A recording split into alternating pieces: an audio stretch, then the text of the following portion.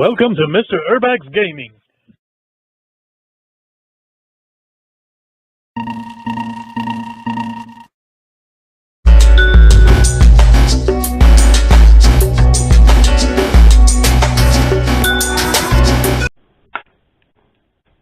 Puzzle games are a great way to exercise your brain, so of course video games would be an excellent avenue for puzzle games.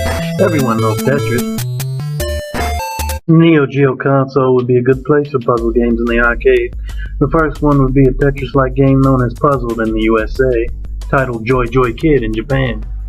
Taito, who created Bobble, would bring his dinosaur characters from that game called Bub and Bob into Puzzle Bobble. Most gamers in the United States know it under a more hip name, Bust-A-Move.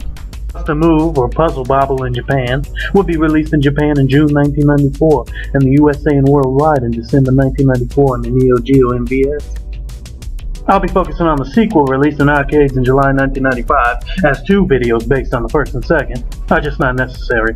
Puzzle Bobble 2 was known as Bust-A-Move Again in the USA. It would be ported to the Neo Geo as the second game of the series on there. So Bub is the 1-player character, and Bob is the 2-player. Just like in their Bubble Bobble game, which was developed by Taito and published by Romstar in the US in 1986.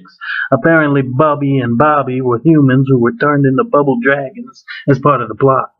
So the popular Bubble Bobble got many sequels and earned the title characters roles in the puzzle spin-off I'm highlighting. Although for some stupid reason, some of the US Bust-A-Move versions took out Bub and Bob and replaced them with bodiless hands. Competitive puzzle games usually aren't as fun as Puzzle Bobble, and its sequel here is simply an improved version of the first one, it seems. Once again, you basically move an arrow at the bottom of the screen, right and left to aim, then tap a button to launch a bubble. Once 3 bubbles of the same color match, they pop. It's very simple but fun. So of course you only have so much time to launch the ball, and you need to eliminate everyone before the crusher comes down. To make things more challenging, tricky new stone blocks cannot be destroyed, while bubbles that obstruct cannot pop and can only be dropped. A couple of power-ups can help you ease this challenge. There's of course the bowling ball, which really doesn't need to be explained. And then there's star bubbles, which remove all bubbles of a certain color depending on which color bubble you hit. Unlike in the original Puzzle Bobble, this one lets you play against the computer in a special versus mode. Playing against the AI or another player, it plays identical to the first one. Practice mode. In practice, the aiming line is displayed at all times. The 1-player mode and normal or hard, this is only there to help you after losing and continuing. There is a variety mode to play within stages that have tricky bubble layouts and 2-player mode.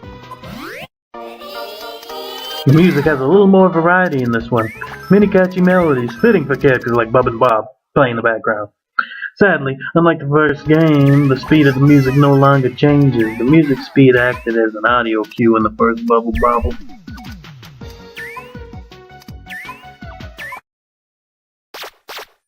The game features cutscenes throughout the versus mode. These are pretty nice looking and nicely animated. Bub cries his eyes out if you lose, and the later characters are tough.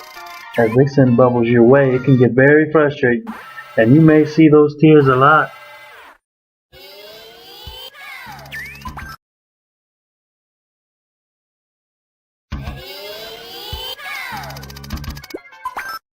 Although this is a step up from the basic original, it isn't that much of an improvement. It isn't nearly as fully featured as its future console counterparts. The gameplay additions are very small and there are no selectable characters. This game features the same classic and addictive puzzle gameplay with catchy music and cutesy visuals. The campaign now featuring path choices is another plus. With more options and modes than the original, it's slightly better. I would probably give that one a 7 out of 10. So I'll give this a 7.5 out of 10. A good puzzle game is nice once in a while, but not addictive enough to me to give an 8 out of 10 score. Puzzle games usually aren't my thing, but I always like this series.